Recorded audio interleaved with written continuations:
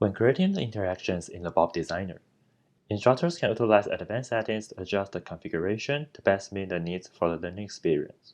To access the advanced settings, please click Advanced under the interaction to expand the Advanced Settings section. Instructors can also set some advanced settings as default in their user profile. By doing so, those settings will automatically apply to the interaction created in the future. To adjust the default setting, please click on the instructor's name on the top of the sidebar. Select User Settings, and scroll down to the Interaction Default section. Select an interaction from the list, and adjust the settings. Repeat the step for all the desired interactions. After adjusting all the desired settings, click Save to save the change. Different interaction types will have different advanced settings. The next part of this screencast will provide an introduction to the basic advanced settings option. Please see the knowledge base article in the description for more in-depth information. All interactions have 3 common advanced settings.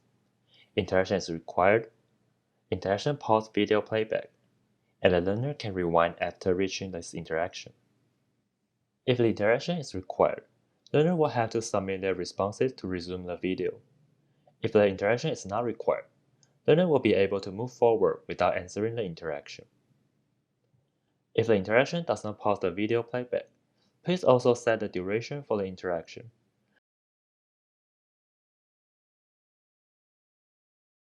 The interaction will display to learner in the time frame without pausing the video. By default, learners cannot rewind the video when they answer the interaction. If the learner can rewind after reaching this interaction option is selected, learner will be able to rewind when answering the question. For all the question type interactions, instructors can also decide whether to let learner retry the question by selecting the Allow more than one attempt option, and using the sidebar to adjust how many times the learner can retry. When learners answer the question, they can use the Retry button to resubmit their answer if needed.